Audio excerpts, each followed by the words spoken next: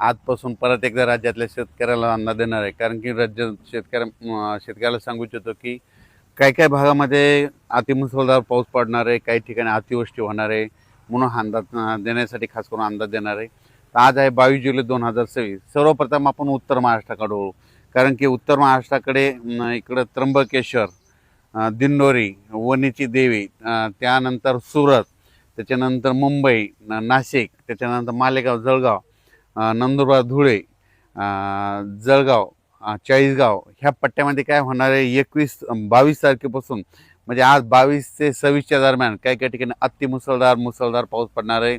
म्हणून धुळे जिल्हा, चाळीसगाव तालुका, त्याच्यानंतर जळगाव जिल्हा, त्याच्यानंतर पाचोरा, बोदवड, रावेर ह्या तालुक्यातल्या शेतकऱ्यांनी अंदाज लक्षात घ्यायचा। त्याच्यानंतर नाशिक, मालेगाव, कळवण, सटाणा, नामपूर, येवला त्या सगळ्या पट्ट्यातल्या नाशिक जिल्ह्यात सगळ्यांनी काय करायचं, या 21 ते 26च्या दरम्यान नाशिक उत्तर महाराष्ट्राकडं काही ठिकाणी अतिवृष्टी होणार आहे, म्हणून हा अंदाज लक्षात घ्यायचा। अतिवृष्टी झाल्यामुळे वडी नाल्यांना, नद्यांना पूर देखील येणार आहे, म्हणून हे देखील लक्षात घ्यायचं। म्हणजे त्याच्यानंतर मुंबईला देखील अतिमुसळधार पाऊस पडणार आहे। त्याच्यानंतर इगतपुरीकडे देखील चांगला राहणार आहे। संगमनेर, अकोले, ओझर, गणपती त्या परिसरात देखील जोराचा पाऊस पडणार आहे। जुन्नर, सिन्नर तिकडे जरी खूप या 21 ते 26 चांगला पाऊस पडणार आहे। त्याच्यानंतर कोकणपट्टी, घाटमाता, म्हणजे रत्नागिरीपासून इथं पालघरपर्यंत ते घाटमाथ्यावरला पाऊस जोरात मुसळधार चालूच राहणार आहे 26 तारखेपर्यंत, म्हणून हे अंदाज लक्षात घ्यायचा। पुण्याकडे देखील खूप पाऊस पडणार आहे। पुण्याच्या पश्चिम भागाकडं खडकवासला धरण क्षेत्रामध्ये, लाभ क्षेत्रामध्ये तिकडे देखील पाऊस पडणार आहे, म्हणून एखाद्या खडकवासला धरणातलं पाणी देखील सुटू शकतं, म्हणून सतर्क राहण्याची गरज आहे। नदीकाठच्या शेतकऱ्यांना आपण आपल्या मोटर काढण्याची तयारी ठेवावी। त्याच्यानंतर इकडं महाबळेश्वरकडे देखील 21 ते 26च्या दरम्यान खूप जोराचा पाऊस पडणार आहे। काही काही ठिकाणी अतिवृष्टी होईल, मुसळधार पडणार आहे। त्याच्यामुळे कोयना धरणामध्ये पाण्याच्या साठ्यात वाढ होणार आहे। एका दिवस हे कोयना धरण ह्या 8 दिवसामध्ये भरू शकतं, म्हणून हे अंदाज देखील त्या कोयना धरणाच्या लाभ क्षेत्रात लक्षात घ्यायचा।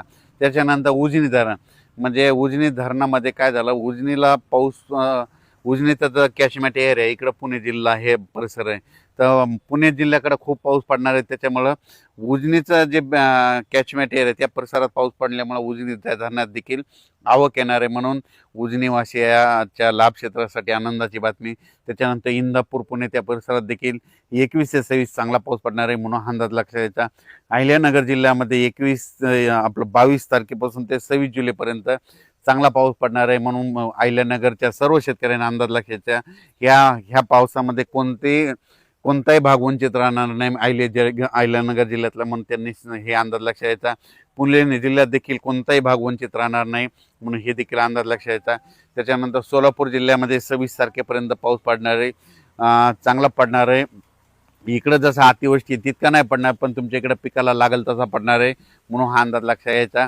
त्याच्यानंतर बीड जिल्ह्यात देखील आज 22 तारखेपासून ते 26 जुलैपर्यंत चांगला जोराचा पाऊस पडणार आहे। काही ठिकाणी ओढे नाले वाहतील, काही शेतामध्ये पाणी साचेल, काही ठिकाणी रिमझिम पडेल, पण 26 तारखेपर्यंत चांगला पाऊस पडणार आहे। बीड जिल्ह्यातला अंदाज लक्षात घ्यायचा। जालना देखील चांगला पाऊस होणार आहे। संभाजीनगर जिल्ह्यातल्या शेतकऱ्याला सांगू इच्छितो की संभाजीनगरचा उत्तरेकडला भाग, म्हणजे कन्नड, इकडं फुलंब्री त्या परिसरामध्ये काय होणार आहे, जळगावकडे अतिमुसळधार पाऊस पडत असल्यामुळं त्याच्या लगतच संभाजीनगर जिल्हा लागतो, त्याच्यामुळे संभाजीनगरच्या उत्तरेकडील भागामध्ये काही ठिकाणी मुसळधार पाऊस पडणार आहे। छोटे छोटे जे तळे असतील त्याच्यात देखील पाणी येणार आहे, म्हणून हा अंदाज त्या संभाजीनगरच्या सर्व जिल्ह्यातल्या शेतकऱ्यांनी लक्षात घ्यायचा। पैठण, इकडं कोपरगाव, राहता, शिर्डी ह्या परिसरात बी चांगला पाऊस पडणार आहे, म्हणजे त्यांच्यासाठी आनंदाची बातमी। त्याच्यानंतर आपण परत परभणी जिल्ह्याकडे वळू। परभणी जिल्ह्यामध्ये आज 22 तारखेपासून ते 26 तारखेपर्यंत चांगला जोराचा पाऊस पडणार आहे, रिमझिम राहणार आहे, काही भागात जोरात पडणार आहे, म्हणून हा अंदाज लक्षात घ्यायचा। जिथं चांगलं ऊन पडेल तिथं जोराचा पाऊस पडेल, म्हणून हा अंदाज लक्षात घ्यायचा। 26 तारखेपर्यंत परभणी जिल्ह्यात देखील चांगला पाऊस आहे, आणि कालच्या अंदाजात सांगितलं होतं पालम पट्ट्यात पडेल, तर पालमला काल रात्रीच्याला पडला, आणि पालम तालुक्यामध्ये आज देखील पडणार आहे, म्हणून त्यांच्यासाठी आनंदाची बातमी। बीड जिल्ह्यात देखील जे कडाष्टी भाग आहे त्या परिसरात थोडाफार पाऊस कमी होता, तिकडे देखील झाला, पण आज म्हणजे 22 ते 26च्या दरम्यान तिकडे देखील पडणार आहे म्हणून त्यांच्यासाठी देखील आनंदाची बातमी. लातूर जिल्ह्यात देखील ह्या 6 दिवसात चांगला पाऊस पडणार आहे म्हणून त्यांच्यासाठी आनंदाची बातमी. त्याच्यानंतर नांदेड जिल्ह्यामध्ये देखील पाऊस पडणार आहे.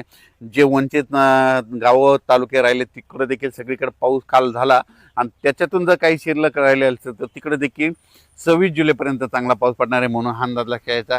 त्याच्यानंतर हिंगोली जिल्ह्यात देखील आज म्हणजे 22, 23, 24, 26 तारखेपर्यंत चांगला पाऊस पडणार आहे म्हणून हे लक्षात घ्यायचं. त्याच्यानंतर इकडं आपण सगळ्यात महत्त्वाचं नागपूर जिल्हा, भंडारा, गोंदिया त्या परिसरामध्ये मात्र मुसळधार अतिमुसळधार पाऊस पडणार आहे म्हणून हे लक्षात घ्यायचं. ते लो प्रेशर इकडं अमरावतीकडून जात असल्यामुळे अमरावती जिल्ह्यात देखील मुसळधार काही भागात पाऊस पडणार आहे म्हणून त्यांनी लक्षात द्यायचा. त्याच्यानंतर अकोल्याकडे देखील मुसळधार पाऊस पडणार आहे. अकोल्याच्या उत्तरेकडून म्हणजे परतवाडा, अचलपूर त्या परिसरामध्ये जोराचा पाऊस पडणार आहे म्हणून त्यांनी देखील 4 दिवसाचा अंदाज लक्षात द्यायचा. त्याच्यानंतर सगळ्यात सांगायचं झालं तर मध्ये मध्य प्रदेश, महाराष्ट्राच्या बाजूला मध्य प्रदेश आणि इकडं गुजरात आहे. ह्यामध्ये 22 ते 26च्या दरम्यान मध्य प्रदेशमध्ये इंदोर, खंडवा, बुरामपूर त्या परिसरामध्ये, त्याच्यानंतर इकडं सुरत, गुजरातकडं खूप पाऊस पडणार आहे. त्याच्यामुळं महाराष्ट्राच्या बाजूचे जितके तालुके आहेत समजा लगतचे, मग त्याच्यामध्ये भंडारा येतं, गोंदिया येतं, अमरावती येतं, अचलपूर येतं, मोर्शी येतं, त्याच्यानंतर जळगाव जामोद येतं, त्याच्यामध्ये जळगाव येतं, जळगाव येतं, धुळे येतं, नंदुरबार येतं.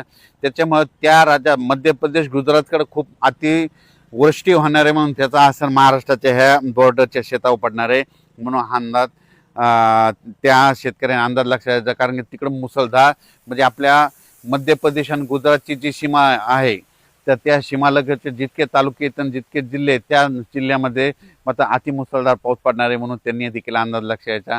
त्याच्यानंतर बुलढाणा जिल्ह्यामध्ये घाटमाथ्याच्या खाली म्हणजे इकडं जळगाव, जामोद, इकडं नांदुरा त्या परिसरामध्ये देखील मुसळधार पाऊस पडणार आहे म्हणून त्याच्यासाठी आनंदाची बातमी.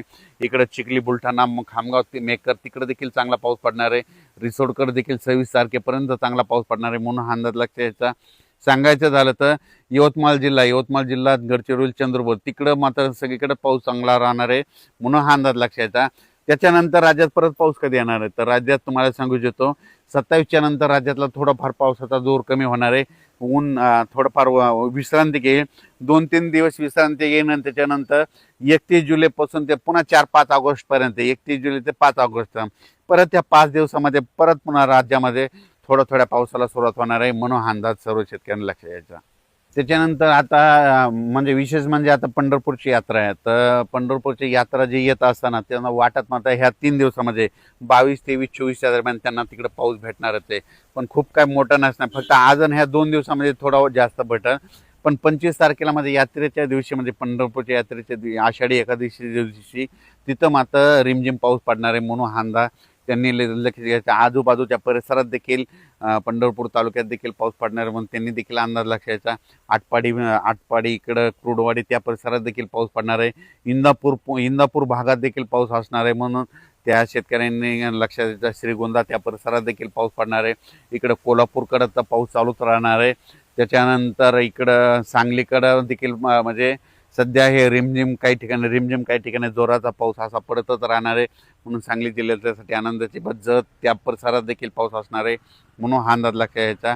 त्याच्यानंतर जालना जिल्ह्यात देखील काय होणार आहे, इकडं जालना जिल्ह्याचा इकडला उत्तरेचा भाग म्हणजे राजूर गणपतीपासून ते याच्या सोयगाव तालुका जळगाव जिल्ह्यातल्या त्या परिसरामध्ये सिल्लोड, जाफराबाद, भोकरदन त्या परिसरामध्ये, त्याच्यानंतर सिंदखेड राज्य इकडं धाड ह्या परिसरामध्ये मात्र ह्या 22 ते 26 आजपासून जरा जोराचा पाऊस पडणार आहे 22 ते 26च्या दरम्यान म्हणून हे लक्षात यायचं. काही जे छोटे तळे येतात त्या छोट्या तळ्यामध्ये पाण्याची आवक देखील ह्या 6 दिवसामध्ये बघायला भेटेल म्हणून हे अंदाज देखील लक्षात घ्यायचा.